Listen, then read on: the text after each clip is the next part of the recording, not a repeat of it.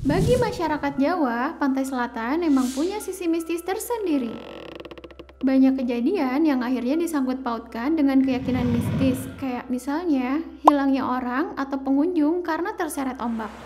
Banyak orang meyakini kalau korban hilang terseret ombak ini sebetulnya diambil oleh Nyi Roro Kidul, sosok yang diyakini sebagai penguasa pantai selatan.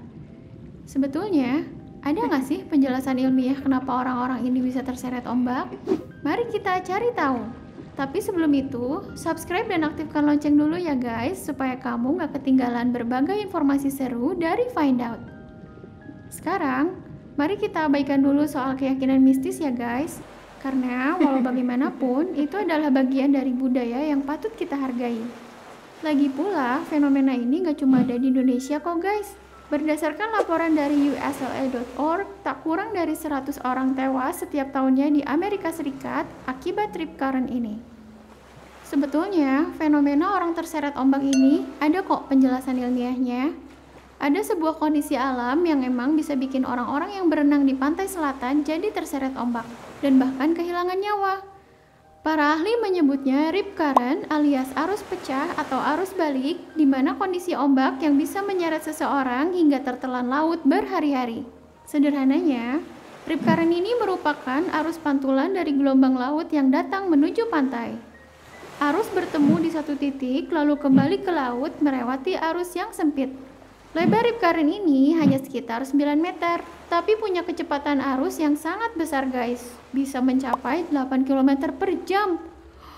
Panjang rip current mencapai 700 meter. Wajar kalau arus balik ini bisa menyeret orang atau apapun yang secara kebetulan ada di jalur yang sama. Kalau kamu ingin aman saat berenang di pantai, lebih baik perhatikan dulu kondisi sekitar ya guys. Apakah ada tanda rip current atau enggak? Emang agak sulit untuk melihatnya, apalagi arus pecah ini emang datangnya nggak ketebak dan sering berpindah tempat. Nggak heran kalau rip current sering juga disebut sebagai pembunuh yang sunyi. Tapi ada beberapa kondisi yang bisa kamu hindari supaya nggak terjebak di rip current ini guys. Misalnya, permukaan laut yang cenderung lebih tenang ketimbang sekitarnya atau terlihat ada celah buih di ombaknya. Di situ kemungkinan berpotensi terjadi rip current. Hindari area yang terlihat lebih keruh karena rip current ini arusnya sangat kuat, biasanya akan membawa lebih banyak material pasir, makanya akan terlihat lebih keruh. Cobalah menghindar dari area pantai yang lebih cekung ketimbang bagian pantai yang lainnya. Morfologi ini biasanya lebih berpotensi menimbulkan rip current. Kalau saking sialnya kamu terseret rip current, ada hal yang harus kamu perhatikan ya guys. Hal pertama yang harus banget kamu lakukan adalah bersikap tenang biar kamu bisa berpikir jernih. Jangan berenang melawan arus, tapi tunggulah sampai arus balik ini sedikit melemah.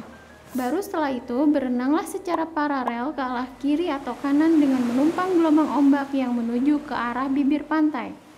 Pastikan kamu segera melambaikan tangan ya guys, supaya penjaga pantai bisa segera memberikan pertolongan. Berenang di pantai emang asik guys, gak cuma seru tapi juga bisa memacu adrenalin. Tapi tetap perhatikan keselamatan ya, supaya liburan tetap aman dan nyaman. Jangan lupa like, comment, and share supaya makin banyak yang nonton dan makin banyak yang tahu.